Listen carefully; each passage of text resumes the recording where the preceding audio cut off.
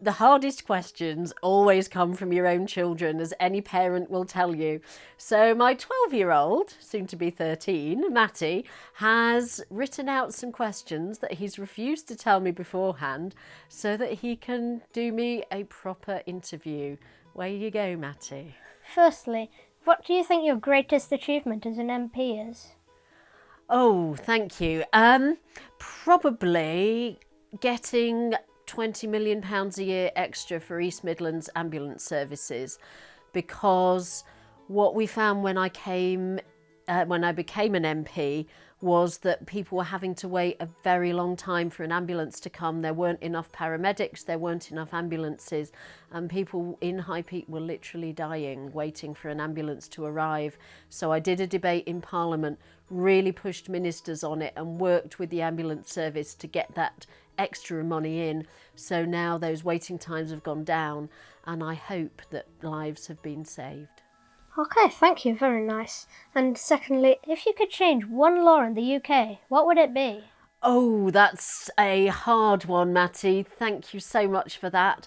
I would probably change universal credit, which makes people very, very poor and makes sure that they have enough money to live on. Okay, thank you. And do you think that the UK would benefit at all from a no-deal Brexit? I don't think it would. That's quite right, because it would mean we have to pay more tariffs for things that come into this country. Prices will be higher.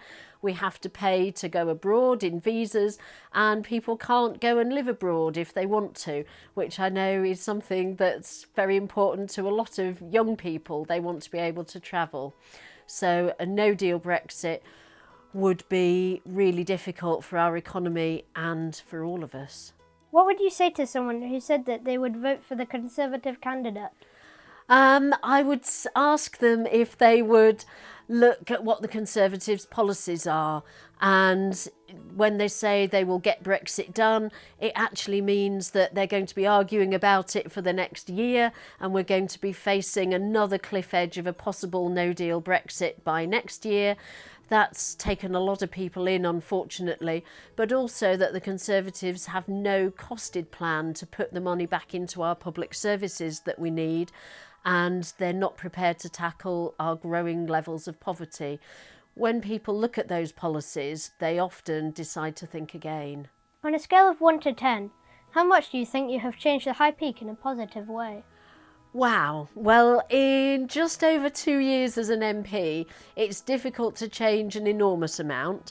But what I hope I've done in fighting for every cut that has been made over the last 2.5 years, in supporting people when they've been in real difficulty, and in fighting for a better vision, for investment and support for people, that I've been able to give people hope, been able to show that politicians can and do really care, because people like me are just ordinary mums who are trying to raise our families and do the best for everyone around High Peak, and that we can have a better future if we all work together on it. And on a scale of 1 to 10? Oh, okay, sorry. Need to rename you Jeremy Paxman, I think. I'd like to say about a 7, but in 2.5 years, then there's a limit to what you can do. On a scale of 1 to 10, how much do you think you have changed the High Peak in a negative way? I think any interviewer would have to take a leaf out of your book for difficult questions, Matty.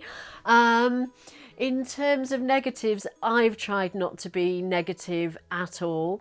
The fact that we've got an election coming up, this is a key seat, and there are lots of people who would like to make sure that there isn't a Labour government, that there isn't a Labour MP here, has meant that there's lots of negativity and criticism about politics.